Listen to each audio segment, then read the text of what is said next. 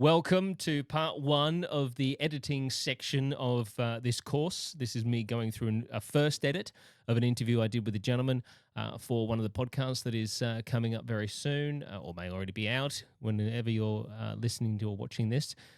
This is basically done in real time. I'll talk you through what I'm doing, why I'm doing certain things, hopefully giving you some tips along the way. There is sections that will be sped up because I'm editing a very large chunk of audio.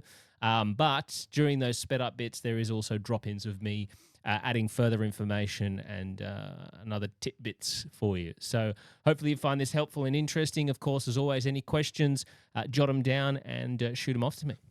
So here we go. We are going to edit a full edit of what will be a story for my upcoming season 2 of Wanted. This is the story here. This what you can see on my screen. I'm using Audition.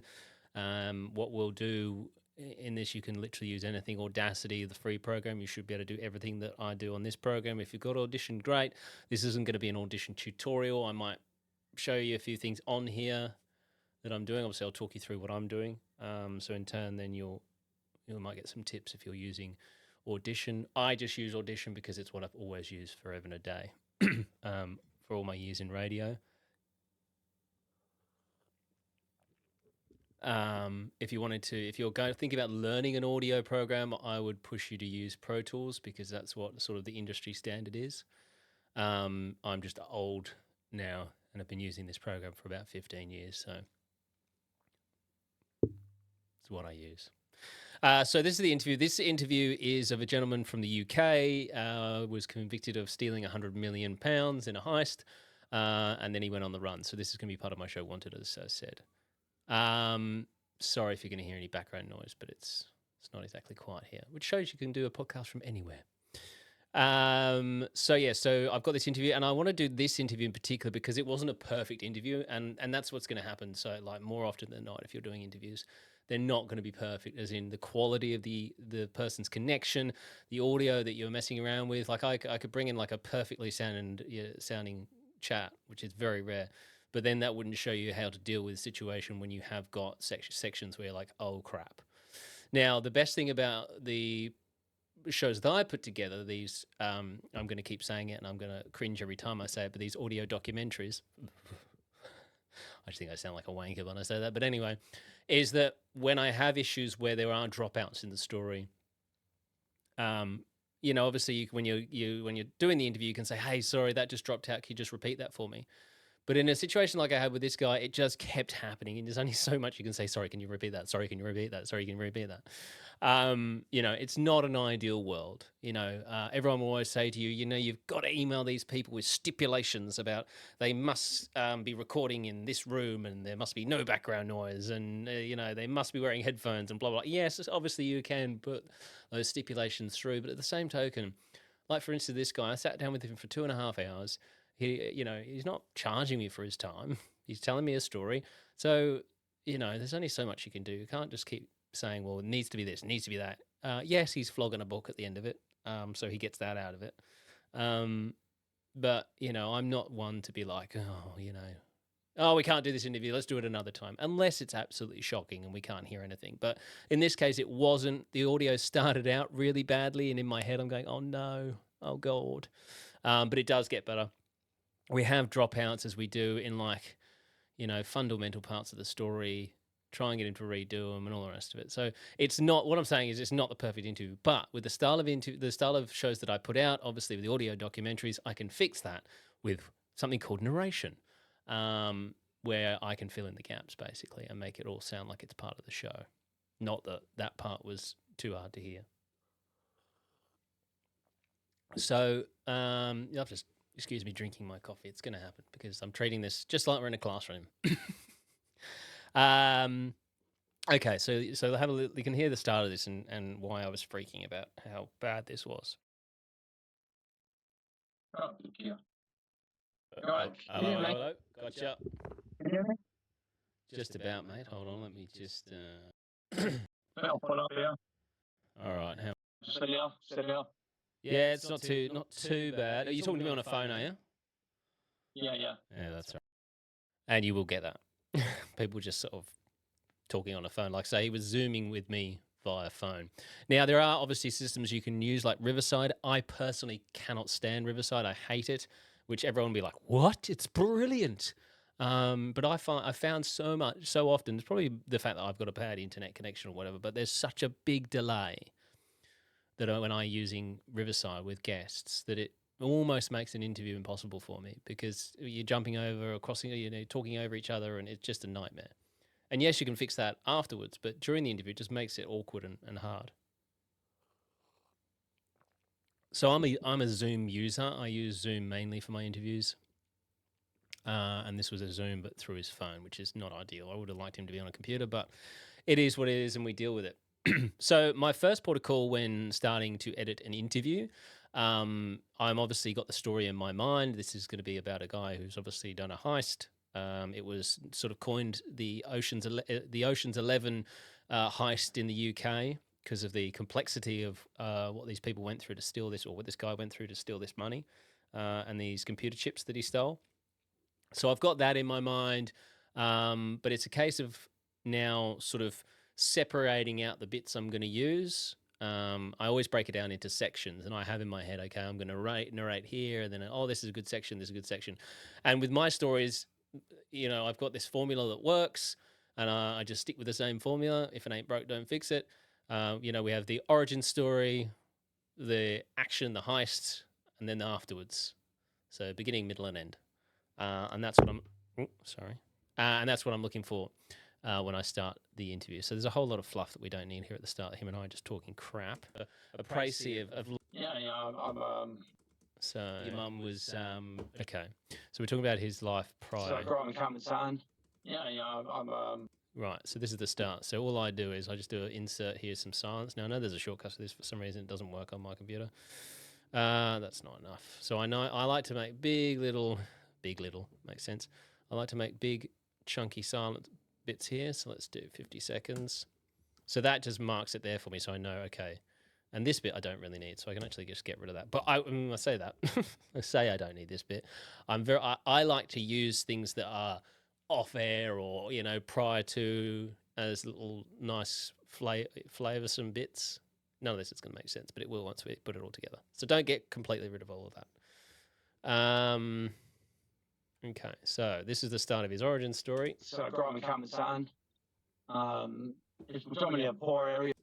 So when you're editing an interview, I would suggest that the whole art to editing an interview is to make it sound like it's not been edited, if that makes sense. So you don't want to edit it to within an inch of its life, so taking out every breath and every mistake and all that sort of stuff. But you also don't want to leave in there things that are going to distract people from what they're supposed to be listening to. So things like unnecessary R's, like this one, that's unnecessary. Camden. And there's a big gap. It's predominantly a poor area. So we can just literally just get rid of that, tighten it up a bit, so it's just. So I grew up in Camden. It's predominantly a poor area that time. I sort of eventually in King's Cross, Camden Town. Yeah, see, this is all just. Predominantly a poor area that time. I sort of eventually in King's Cross, Camden Town. Poor area that time. I sort of eventually. Because we don't need this bit. We don't need that bit. I sort of eventually in King's Cross, Camden Town. And I sort of eventually in King's Cross, Camden Town. And it was basically surrounded by warehouses. So I spent most of my childhood just going into warehouses and nicking anything that we wanted, because we couldn't afford them as kids, and our families were poor. So if we saw something that we liked, we normally went in there under cover of darkness, and we took jeans, we took food, we took comics, you name it, whatever went through King's Cross at that particular time. We were quite feral, and we just took we just took whatever we wanted. All right, so we can get rid of this back end here a bit. Time.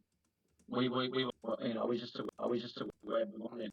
So I'll just get. We just took whatever King's Cross at that particular time. We were quite feral. I don't need We just took whatever we wanted. King's Cross at that particular time. We just took whatever we wanted. Great. So that's a little section there. And what I'm doing is just breaking these up into little sections. And then once I've broken them all up into sections, then I'll come back through and I'll write my narration to fit around those sections. Some of these sections I may not end up using. Some of them I will, some of them I won't. I might cut in at certain sections. It just depends on how the narration works. So this is just the first step of breaking this interview down into these sections. So then, as I said, I can go back, write the narration, then come back through and just fit that narration. It's like kind of like building a jigsaw puzzle, basically. Except you don't have the picture. It's like, that's what I say. It's like building a jigsaw, but you don't know what you're building yet. You don't have a picture to follow. You're just sort of grabbing bits. And you know, your parents, your father was an armed robber, and your mum was a shoplifter. Yeah. So obviously you were very much born into that world. But it's especially very close with, well, I said, very close with your mum. She kind of honestly, like, I'm not a great interviewer by any stretch of the imagination. There's a lot of these. I don't know where I'm going. Just clean up and post, and you sound great. But it's especially very close with. Well, I said very close with your mum. She kind of almost took you under her wing, sort of thing, and you were in a lot of respects a lookout for her. Yeah. My mum, as I said, was a professional shoplifter. You didn't say that. Yeah, my mum, as I said, was a professional shoplifter, and as a kid,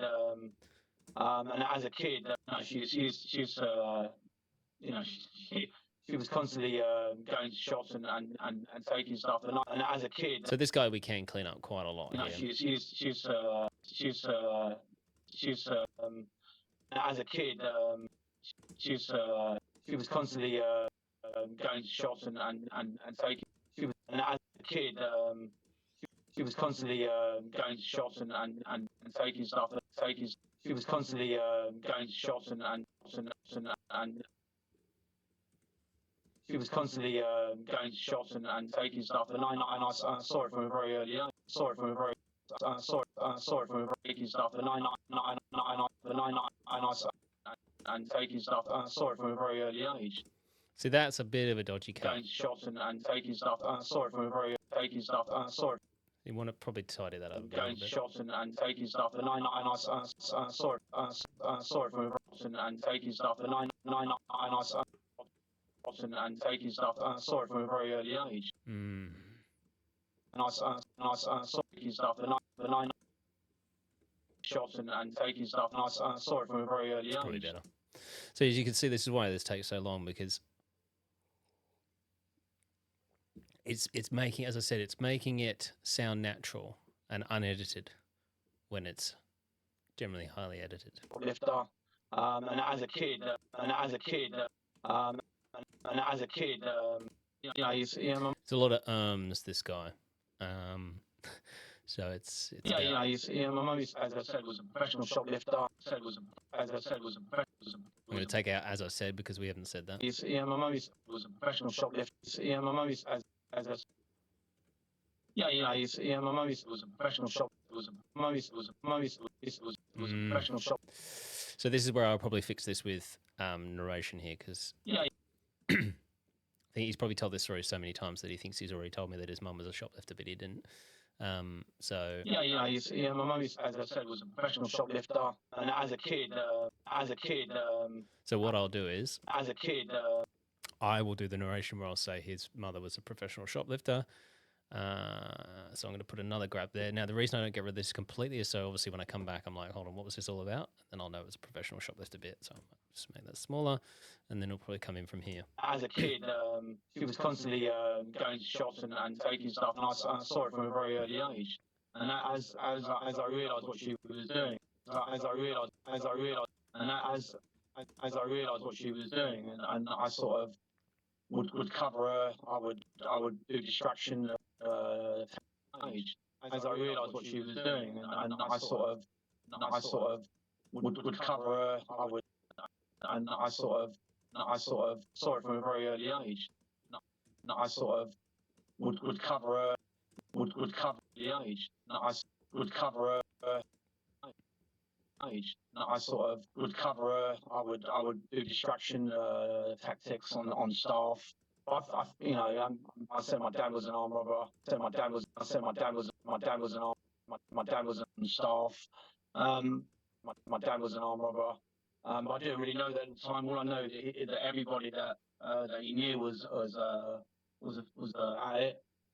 We never actually Was at it. at it. At it. Also, it's very obviously a very London sound as well. So some of the things he says will be hard for people to pick up. Everybody that he knew was no, that everybody that he knew was at it. Everybody that he knew was at it. We never actually bought anything from shops. Televisions or any clothes or anything. Everything came from the back of a lorry or out the back of a garage. So growing up, I think I always had a predisposition towards crime simply because of that environment. It was ingrained in me. Of that environment. It was ingrained in me. We're talking about an old area. About an old, same like the minded people. We're talking about an old area. So you're saying we're talking about a whole area with the same mindset. We're talking about an old area. An old area. An old area. With same like the minded people. Kids, adults, women. We're all criminally minded. Criminally minded. You can hear, these dropouts. They're frustrating.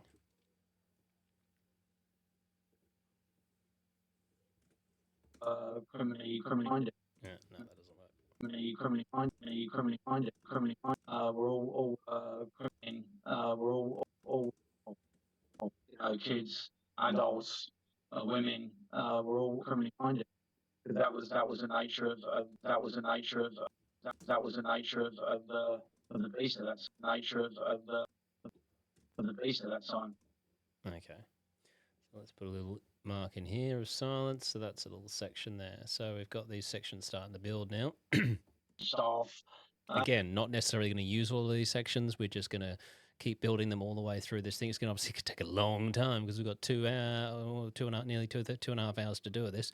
But we'll do a few more. And then I might speed it up so that we're not sitting through this whole entire thing of me just tidying up. But you just get the idea as we're moving through what I'm doing here. What I think I find interesting, obviously, and it's obvious when you hear it, you say it, but you've spoken about before, is the fact that doing that stuff that you were doing with your mum meant that on edge, so to speak. You had trouble sleeping, and you were so just it was like an apprenticeship. It was like an apprenticeship. It was like an apprenticeship for me. I used to lose sleep. I used to lose sleep over it. I couldn't concentrate a lot. It was like an apprenticeship for me. I used to lose sleep. It was like an apprenticeship for me. I used to lose sleep. Apprenticeship for me. It was like an apprenticeship for me. I used to lose sleep over it. I couldn't concentrate a lot. I also had dyslexia, and I think that was why I also had dyslexia. I think that was why, as I got older, I was able to switch from being a normal person to a criminal in seconds. Yeah, and that was my fault. Criminal in seconds. Leaving the audio on my computer, and I got a notification come through on that. It's annoying. Being a normal person to a criminal in seconds. I'm a loving father. I got older, I was able to switch from. I'm a loving father with my girls. I can go out and I'm just like everyone else. And in a split second, I can turn to criminal mode. Luckily, he added that bit in after he could switch because I needed that line. But he's, as you can see, I don't need that line now because he kind of repeats himself. But his second version is sort of an extended version of the shorter version. That makes sense. That was why, as I got older, I was able to switch from. I'm a loving father. I'm a loving father. I'm a loving father with my. Just trying to edit this without. Switch from. I'm a loving father with my girls. I can go out and I'm just like everyone else. And in a split second, I can turn to criminal mode. And in a split second, I can turn to criminal mode. It's also you've also got to try and think because. I think the thing people struggle with editing interviews is worrying that they're cutting out too much, or I don't think sometimes people edit enough because you can listen to interviews and they go for an hour long and there's stuff in there you just don't need. I'll have people tell stories or tell sections of their story which are really long-winded, and that same thing can be told in a piece of narration that can go for like 60 seconds, as opposed to like them talking for 4 minutes about a subject. You can literally just hammer it down. And a technique I generally use a lot, and I'll show that once we get to sort of putting the episodes together, though, is to have them start answering a question I've asked them and then slowly fade them out and then fill in with narration. So Terry tells me that blah, blah, blah, blah, blah. And you can just get it done a lot quicker, because you want to keep people's attention. The whole thing is you need to keep people's attention.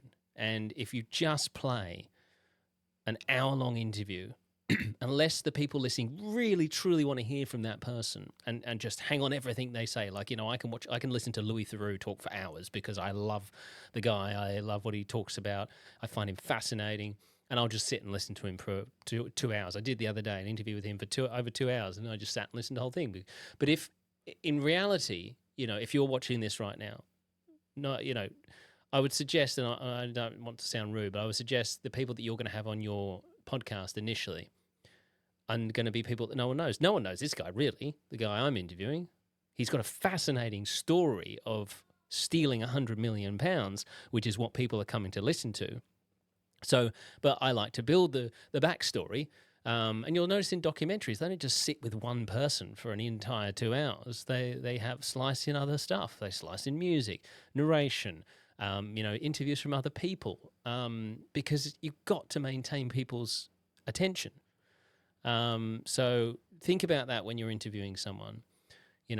Is this really interesting? You've got to be harsh as well. I think people struggle with that as well. You've got to be brutal with your own content. It may be interesting to you, but is it going to be interesting to other people? And yes, this guy's got a fascinating story, but there'll be sections of this guy's story that people will find interesting in a nice small snippet. If it goes too long, they'll get bored and switch off, and that's the last thing you want. You want to keep them in. You've got to keep their attention the whole way through, and that's why I love building the shows that I build, because we do slice in the news audio, the music. We'll do a bit of theatre of the mind, and when they say, "Oh," and then there was a crackling of the radio, we'll have the crackling of the radio in there and all that sort of stuff, because it just draws people in so much more than just as I said, an hour-long interview. If I could literally just put this out as a 2-hour interview, and I guarantee you it would just do nothing. People would be like, "What is this?" The only reason my stuff does well, I believe, is the way it gets put out there. It's not because I'm a phenomenal interviewer, and it's not because obviously I'm a name, because I'm not. It is because of the way the stories are put together. So it's, you've really got to focus on what you're listening to and just go, could this be shortened? Is this going too long? Is this interesting? But you've got to listen to it from a critical, and that's what I always say to people. Don't just listen to your own shit and then put it out. Send it out to people, but not mum and dad, not your girlfriend or your wife or your brother or whoever, someone who's going to be like, "Oh, I think everything you do is great." You've got to find people that you trust in your life to give you honest feedback. I have a very small select amount of people that I know if I send my things to, they will come back with criticisms. Now, constructive criticisms, they don't just say, "Well, that's shit," but they'll come back and say, "Oh, this kind of lost me," or "I didn't really understand this," or, all that sort of stuff. So then you can go, "Okay, great. What are they talking about?" Sometimes they'll come back with things I will disagree. I'll go, "No, I'm not too sure." But 9 times out of 10, I will take on board what they're saying and go, "Okay, how can we change that?" And it's also about, once you've done an edit of your interviews, to then go back and listen, but not sitting here behind your desk. Leave it a couple of days and then chuck it into your ears, go for a run, go to the gym, go drive, do something that people would normally do when listening to your podcast. Go and jump on a train or a bus or something like that and go and listen. And, listen to that interview, and if you find yourself drifting off or wandering off mentally, make a note of that. So go, "Hold on a second, right, where are we at in this interview?" Okay, at 12 minutes and 40 seconds, I lost interest. Why? And then go back and see if you can fix that. Is there some audio you can put in there to grab someone's attention? If you look at some of my episodes. Let's get one up now. Let's. What have we got here? Okay, let's go to this first contact. Okay, so this will give you an idea of what an episode looks like. Okay, so you've got narration is across the top, interview down the bottom, third line is music. What's this? Disappeared, and I waited for what was to come next. Okay, right, yeah. So we're talking about, I got a message from this guy who randomly messaged me through Facebook. So you'll hear, one night, as I was sitting watching TV with my wife, my phone dinged. And so we've got the ding in there, so it sort of makes you go, oh. It was a Facebook message request. Here we go, another bloody scammer, I thought. I looked at the message, which simply read, "Hi, Jack." Assuming this was likely just that, a scammer, I gave the person nothing and simply replied, "Yes?"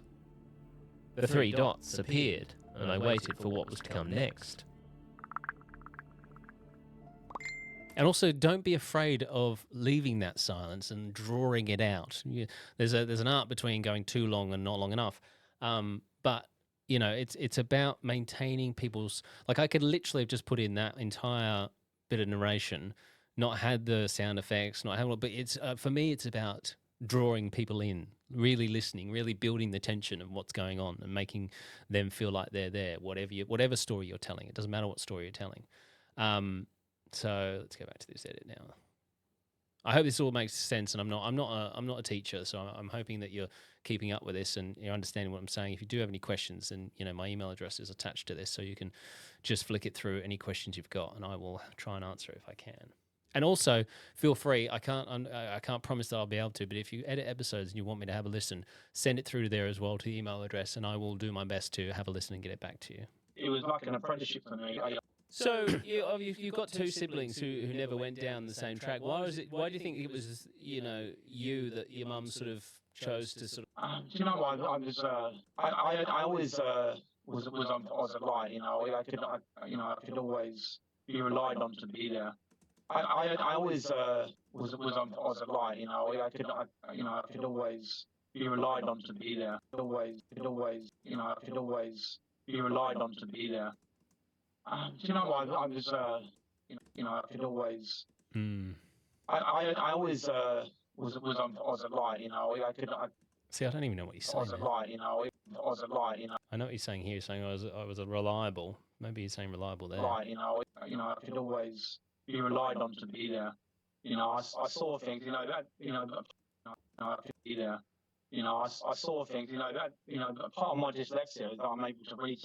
Okay, so I know what I'll do here already. So I'm going to put a little gap there. I'm not going to use that start part. So what I'm going to say is, I know that I'll write a bit of narration that will come into him talking about the fact that his dyslexia, which obviously was hindered him at school when it came to criminality, benefited him in unique ways. I saw things. Part of my dyslexia is that I saw things. Part of my dyslexia is that I'm able to read certain situations, and which is in my case was situations.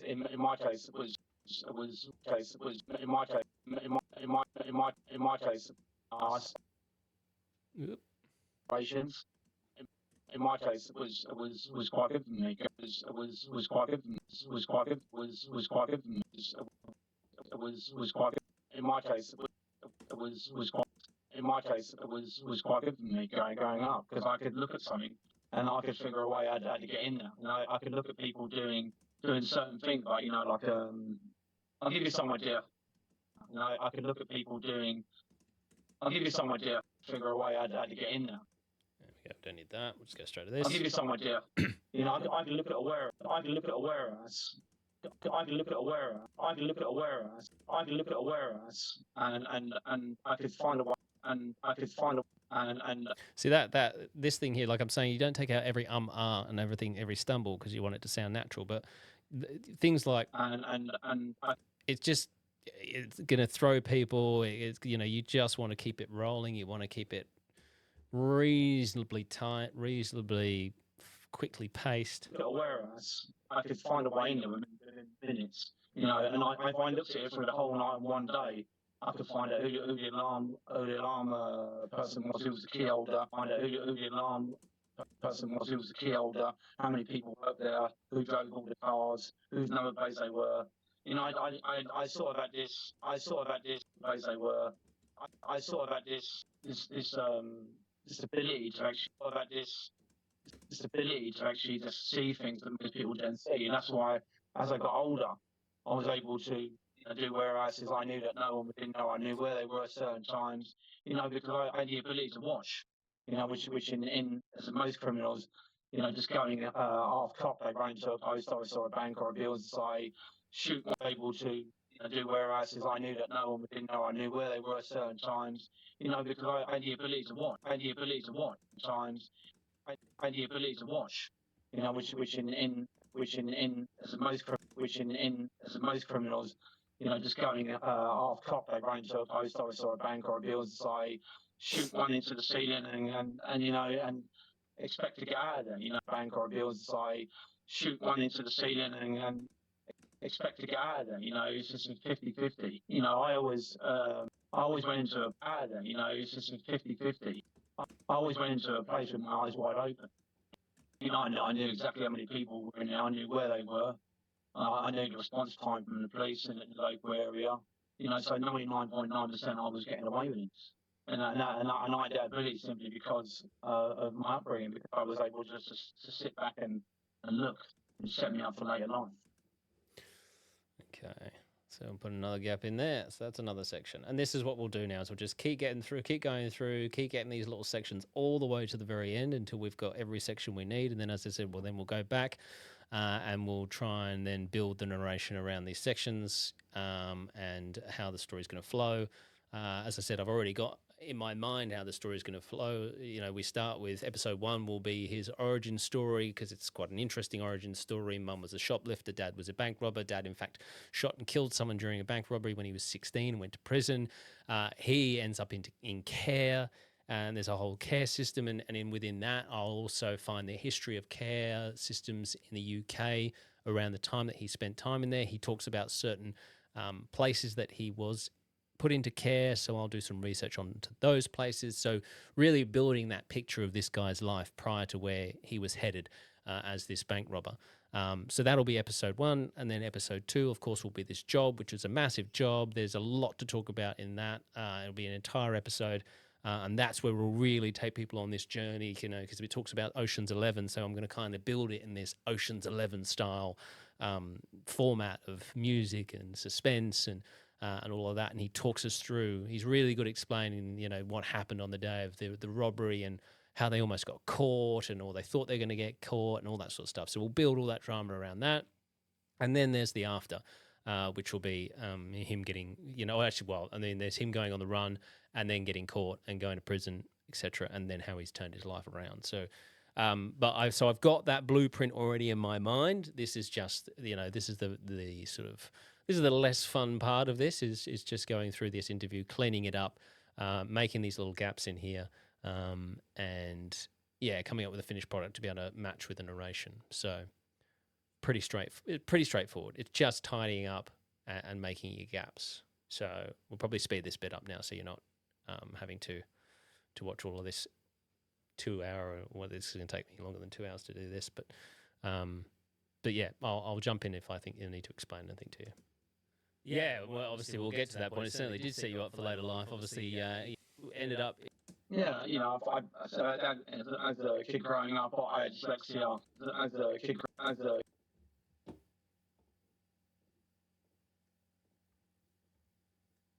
growing up, I had dyslexia, and going home every day didn't really help. So I didn't really get much sleep. I was growing up, I had dyslexia, and going home every day didn't really help. So I didn't really get much sleep. I was pretty anxious, and just was on edge all the time. So that sort of didn't lean well to academia. So that sort of didn't lean well to academia. I just was on edge all the time. So that sort of didn't lean well to academia. Because when I did go to school, I couldn't concentrate.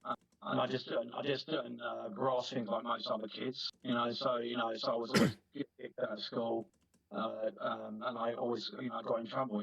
Part of having dyslexia was the fact that I got embarrassed quite a lot, and I always, got in trouble. And I always grasp things like most other kids, so I was always kicked out of school, and I always, got in trouble. Grasp things like most, didn't grasp things like and I just didn't grasp things like I just didn't involve to academia. I did go to school, I couldn't concentrate. I just didn't grasp things like I just didn't grasp things like involved to academia because when I did go to school, I couldn't or didn't mean fine. So that sort of didn't mean involved to academia because when I did go to school, I couldn't concentrate.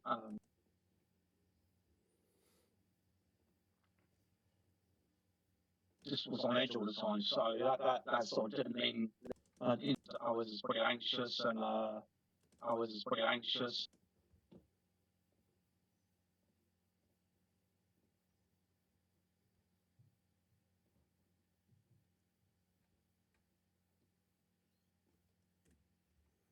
I was pretty anxious and it just was on edge all the time. So that sort of didn't mean being well to academia because when I did go to school, I couldn't concentrate. I just didn't grasp things like most other kids, and I always, got in trouble. Part of having dyslexia was the fact that having dyslexia was the fact that I got embarrassed quite a lot because I couldn't write. I did to me made me angry. I couldn't write. I did to me made me angry, made me confrontational. I did to me made me angry, because I couldn't write. Made me angry, made me confrontational. And I played up and I played up quite a bit, and this led on to being kicked out of school, and for that I got put into a community home. I remember, waking up one morning. My social worker was at the door. I think I was about 11, if not younger, and I think I was about 11. And they took me down to my mum and the social worker took me down to a place, and they said you'll be staying here for a little while. I thought it was going to be a couple of weeks. I thought it was going to be a couple. I thought it was going to be a couple of weeks. I can always remember that. And I can always remember that. I can always remember that first day is they sort of dropped me off there. She said goodbye, and I said what's going on? They said you got to stay here to a place, and they said you'll be staying here for a little while. I thought it was going to be a couple of weeks. They sort of dropped me off there. She said goodbye, and I said, "What's going on?" They said, "You got to stay here." And I always remember the door shutting, and I was surrounded by three. I was surrounded by the door shutting. I was surrounded by three guys and a few women as well. And I said, "I don't want to stay." And the guy just whacked me straight on the jaw. And next thing I knew, they all started jumping on me. Next thing I knew, they all started jumping on me and punching me and everything else. And I was only like 11-year-old kid, and they were telling me to calm down. And that was my first. They were telling me to calm down. That was my first introduction to people that were supposed to care for me, or they could beat me into submission. And from that day forward, it made me us. All right. Just jump in here. So this gives you a good example of where the phone started going, cutting in and out. So something that I obviously can't use. But introduction to people that were supposed to care for me, or they could beat me into submission. And from that day forward, it made me us. I resented authority. I resented adults. Okay, so this section here I can't use, obviously. But that's, again, with the show that I do, that is fine. That is very easy for me to fill with narration there. Because he's talking about the fact that when he turned up, excuse me, because he's talking about the fact that when he turned up at his care home, these guys beat on him, the adults beat on him at this care home. Terrible story, but, obviously I can get him to say that part, and then I'll come in with a narration and go, imagine this as an 11-year-old child, you're being placed into a care home, the people are supposed to care for you, and then, they attack you, which instantly would affect you, and that's how it affected Terry, and he lost all confidence or whatever. I'll write something, but and I'll fill that gap, basically saying what he said, but just in a piece of narration. I resented authority, and then I can come back into it. I resented people that were supposed to care for me. Bang. Or they could beat me into submission, and introduction to people that were supposed to care for me. Now, the only problem with that sort of is the inflection. Calm down. That was my first introduction, and they were telling me to calm down. So what I'll do is I'll probably put my narration here, because otherwise the inflection, if you hear the inflection, it sounds like he's going on to say something. It's because he is going on to say something else. That was my first introduction. The people that were supposed to care for me. So it's just a weird introduction. The people that were supposed to care for me. Whereas this inflection, and they were telling me to calm down. And they were telling me to calm down. Bang, into narration, and then so then we don't have that weird inflection at the end there. So I'm going to put a little gap here. And then we'll have this bit will be narration. So let's just get rid of this gap for a minute, because I don't need that gap there. That was my first introduction. The people that were supposed to care for me. Oh, I just need a little bit. Whoops. I was pretty anxious, and they were telling me to calm down. Okay, great. That was my first introduction. The people that were supposed to care for me, or they could beat me in submission, and from that day forward, it made me, I resented authority. I resented. Now this is where I might come back in here, so I'm going to put another silence grave in here, because I might want to go back into here. It doesn't need to be that big. The big ones I put in completely, it's just all in my own setup, but the big ones for me are this is a full section, whereas smaller ones are like, okay, this one's going to roll. These two things are the same. These two bits here correlate. You know what I'm trying to say. Maybe I resented authority. I resented adults, and I resented the establishment. I resented anything to do with care system, with anything to do with care system, and that was what set me on the road to being so destructive. And also, that what it did, it made me so angry, So I might I resented anything to do with adults, and I resented the establishment. What it did, it made me so angry, it made me so angry, it made me the establishment. It made me so angry, so powerful within myself, so angry I could do anything. But that was in the criminal underworld. That's quite that's a currency. That's a currency. If you can fight, you can look after yourself. I had scrupulous people actually asking me to do time, or actually asking me to do things. Time. Whether it was getting somewhere, or getting someone, they would call me first. Even from a very young age. So even from a very young age, I was exploited by a criminal underworld. Do you think, obviously, people you can look after yourself? I had scrupulous people. Quite that's a currency. If you can fight, you can look after. It's a currency. Okay, we'll cut that. Or insert a silence there. That's another bit there. Yeah. Little step of your journey as a youngster. As much as I would like to blame everybody else. In here. Now, I am not saying that I'm not going to use any of my sort of actual questioning, and it's all going to be narration. But this show, Wanted, is a lot different to the other show that I do, 1 Minute Remaining, where you'll hear a lot of me talking to the inmates and interviewing. This is far more, is even more documentary style. So very little of me. There might be occasional bits, but it'll be heavily reliant on narration and this guy telling his own story. So while I'm continuing to edit, I thought I might take this opportunity to talk about those of you who are, not looking to do the style of podcast that I do. So you might be looking at this going, well, I don't need to put these big gaps in because I'm not looking to fill with narration. Maybe you're just doing a two-hander show or just doing, for want of a better term, a basic, I don't like that term, but you know what I mean, just a basic interviewing podcast. The fundamentals are still the same. It is still taking out anything that might distract the listener from what you're talking about. Like I was listening to a show the other day and this gentleman was interviewing someone and all of a sudden there was a doorbell rang in the background and a dog started barking.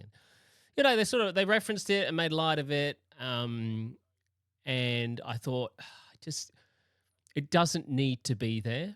It's not adding any value. All it's doing is distracting the listener from the content and the moment. There's nothing worse than being midway through a conversation, and this happens all the time, and it will happen to you. Is when you're interviewing someone and something happens in the background. You know, that's fine. And the best part is this is recorded; it's not live, so you can take that out. You can take out mistakes. You can fix things up and make it just sound more polished. As I said, you don't want to edit it to within an inch of its life, so there's no breaths and it's sort of just, one big long continuous conversation. You want to break it up and you want to have, breaths and silences and those moments in there, but taking out things that don't need to be in there. And you also, as I've already mentioned, you need to be brutal with your edit. You need to be brutally honest with yourself when you're editing. Does this really need to be in there? Is this adding value? You might have said a joke or something that you find is really, you thought at the time was really funny. Listening back to it, just listen back to it, go, is it actually funny? Is that going to be amusing? And it's just about being brutally honest with yourself, taking yourself out. A lady I used to work with used the term, you've got to be prepared to kill your babies, which is a brutal, obviously, statement in itself. But what she's basically saying is these things that you love, this content that you love, you've got to be prepared to get rid of it if it's not working. The thing is, you sit through an interview that might go for 2 hours long, and I've been completely guilty of this so many times. I listen back to episodes now of 1 minute remaining, and go, well, that really didn't need to be in there, or I could have cut that in half. But the problem is, because you're so close to it, and you've spent so long sitting down to talk to this person, and you've researched, and you're like, oh, I've worked so hard on this. I don't want to take that question out. But when you really think about it, when you really take yourself away and you really listen to it, you go, is this really adding any value to this particular interview? Is this going to distract? Is this taking away from what I want the listener to get out of this? So I'm definitely going to. So even if you're not building a narrative podcast, with me, this is still because it's not really a question. The basic principles of this whole process that I'm going through now work for you as well. Don't ask me why. Just in my head, I'm going, that wouldn't suit narration. It needs to be. As I said at the very start, we're sort of a product of our environment and how we grow up. It seems like you were always probably set to go down that path, and every single step of your journey as a youngster, going out with your mum, seeing the crime around you, going into these homes, so all this stuff is just building and building and building. I mean, I couldn't see a way that you couldn't down the wrong path. Do you feel like it was going out with your mum and you going into these homes, being set upon by adults, your mum who's supposed to care for you and love you has now abandoned you? Do you feel like it was always a destiny? Was there ever a fork in the road where you could have gone another way? As much as I would like to blame everybody else in my life for my actions, I have to take full responsibility. There we go. All right, that'll work. Mine still needs a bit of tidying up. As I said at the very start, we're sort of a product of our environment and how we grow up. It seems like you were always probably set to go down that path, and every single step of your your journey is, every single step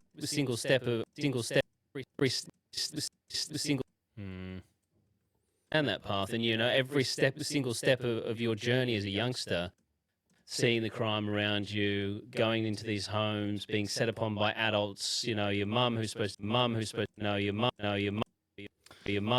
to care for you and love you has now abandoned you.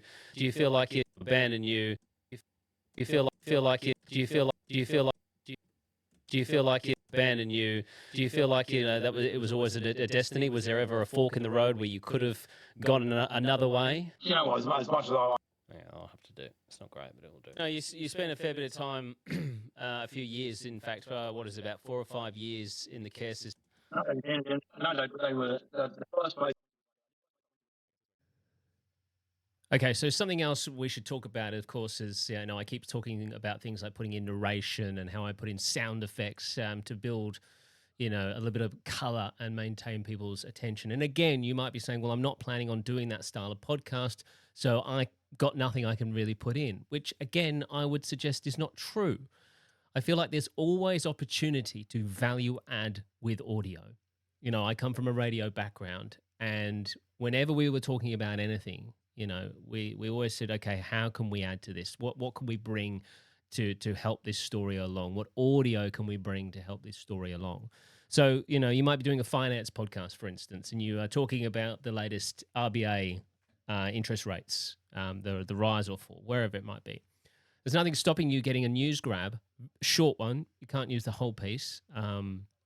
Short news grabs. I do this all the time. I use a lot of news grabs in my podcasting that come from just straight off YouTube, and just get little grabs. Build a few in there. Don't just put in one. It's sometimes nice to, especially if it's a big news story and it's hit the headlines a lot.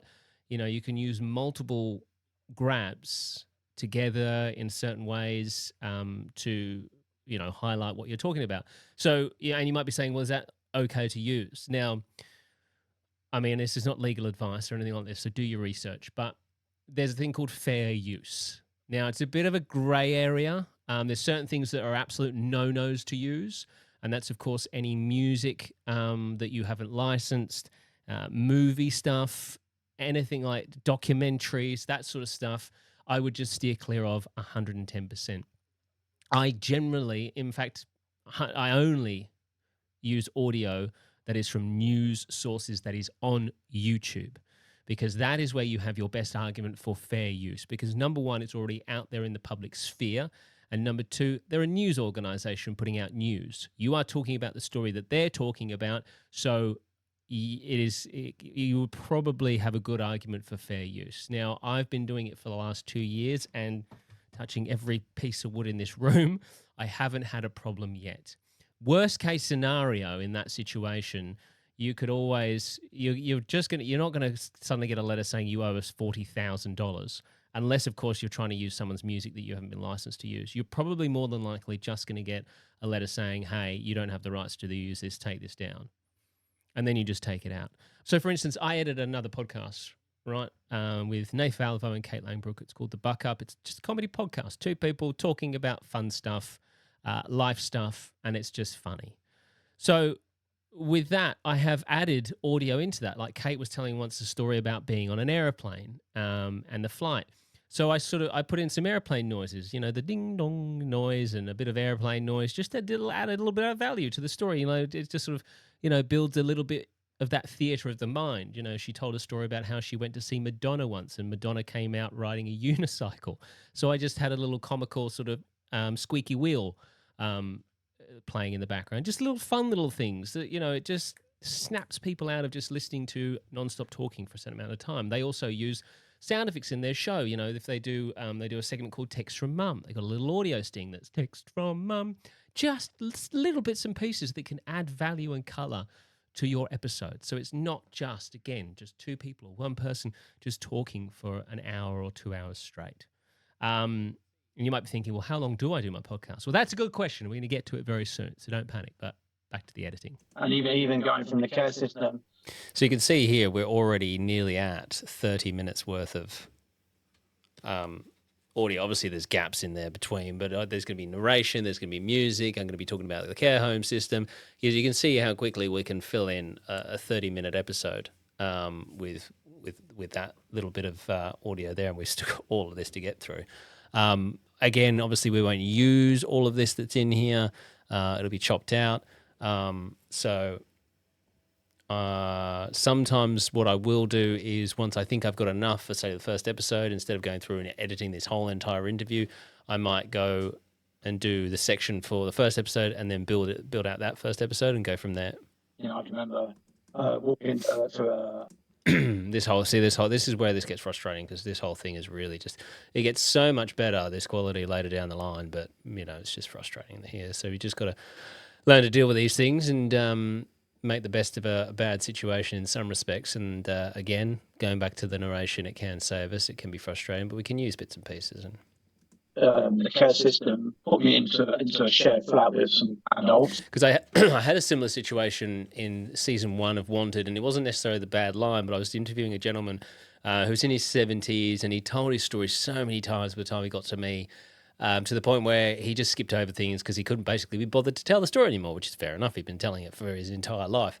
And there was really key moments that he didn't tell, and I was like really worried that was going to affect the story, but it was one of people's favorites. So don't panic.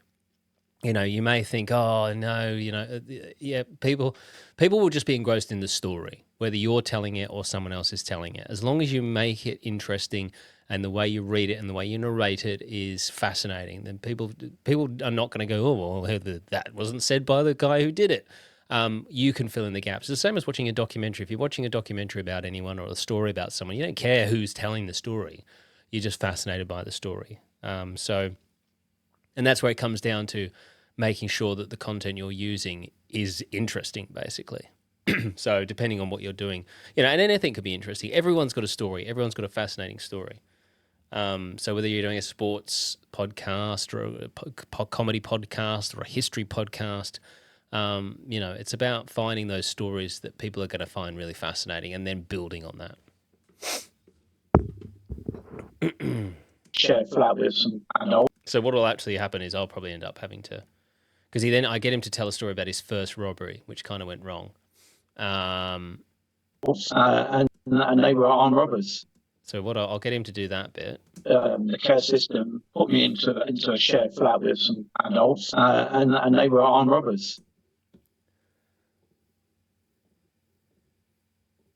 Because he's also, there's been other, obviously this guy's done other interviews. It's not like this is an exclusive interview for me. So I can then go to those other interviews where maybe he has given more detail, which happens. They give more detail than other interviews, whether they've just caught them at the interview I did with him was in the morning before him going to work. So he's very mindful about having to get to work. So, you know, skipping over things, whereas he's done other interviews where it's, you know, obviously been better circumstances and he's sort of delved a lot deeper into the story. So I can then go and research those stories, hear the bits that he has missed out or we've missed out, and fill in the gaps with narration.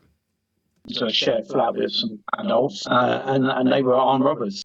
Next thing I knew, I was being offered an opportunity to earn more money than I'd ever done kid by going in at a clover and a shotgun into post offices and anything else that they could. And I thoroughly enjoyed it. Unfortunately, it came to walking to a flat I'd rented, and I think I was about 17 years old. You know, I can remember walking to and this is the arrest. He talks about this arrest here. And again, the audio is not great. It's really, you see why this, you know, this is just, and this will happen to you. This will happen to you more times than not, unless you're really diligent and you really do put the screws on people and say, no, this has to be perfect. You know, I can remember walking and you will save yourself a lot of heartache in the end of it, but, you know. To a flat I'd rented, and I think I was about 17 years old, and the whole room came alive, or the whole flat. So from behind me, the door opened, the whole flat, 17 years old, the whole flat. So from behind me, the door opened, and my flat door opened, the whole flat. So from behind me, the door, my flat door opened, from behind me, my flat door opened, and they just came from everywhere, all the police. All with guns in my head, you know, whacking me on the head with snub-nosed revolvers and putting me on the floor, kicking me in the collars, kicking me in the face and telling me the game's up, son. And then I went straight from there to a remand centre. In Ashford. These were all and telling me the game's up, son. Okay, we'll put a gap there. Just see, there's more, just all these little gaps and bits and pieces. And these were all ex-military guys, you know, they didn't take any bollocks. You know, I was straight in the block. I was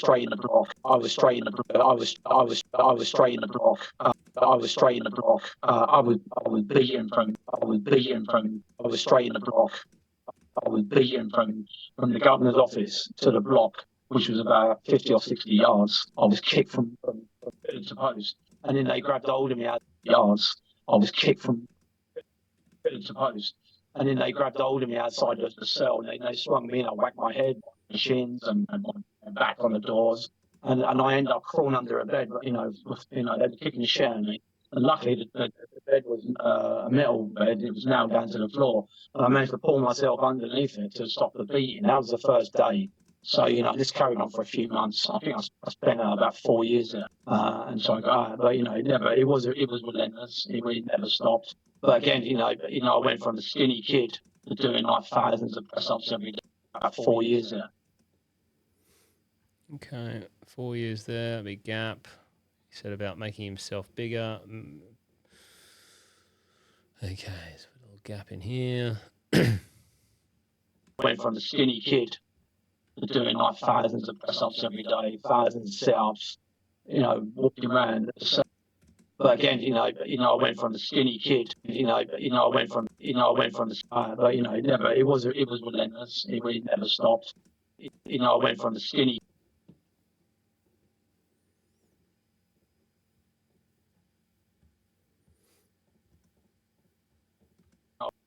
I went from the skinny kid to doing like thousands of press-ups every day. And in fact, this whole thing about him getting arrested at 17, all I need to do is quickly go and find, because I go and ask him to talk about the story of his first arrest, for his first robbery. I'll get that story, move it across into this section here, and that will end the first episode on him going to prison for the first time at 17. And so I go, but it was relentless. It really never stopped. It was relentless. It really never stopped. Oh, not that bit. I spent about 4 years there. Bang, and we'll end on spend about 4 years there for the first episode. Custody of corruption or trial as well. Anyone know that? Because of your account. As a 17-year-old kid, I got 4 years. I done two and a bit years. It really wasn't a deterrent. When you've been in care for most of your life, or someone else's. I just want to go back. I can always. I was in a place called Langtree Walking Swiss Cottage. It was my first community home. So he unloaded it to the side. But it would be a perfect opportunity, 8 or 9 people. And I watched him. I got nicked. Unfortunately for society. So, okay, so... A few years, that's what I was doing. And so unfortunately, I got nicked. Okay. I got nicked. Bang, that's the story there we need. Just to live. Yeah, So we're going to copy that. Opportunity to earn more money than I'd ever. Unfortunately, it came to it. I remember walking into a shared flat, and they were armed robbers. Bang, put that there. And then they grabbed me on fresh. And we're going to end on that. So I'm going to take this section here. I'm going to put it into a new file. So we've got this nice little section here, and that gives us just over 30 minutes, but obviously there's a lot of stuff we won't use in here. And this is what I can start with for an episode. So it don't look like much to start with. It's just a lot of different sections that we are going to have to piece together and make it sound good and flow. And we will. And coming up, we will try and marry this with some narration.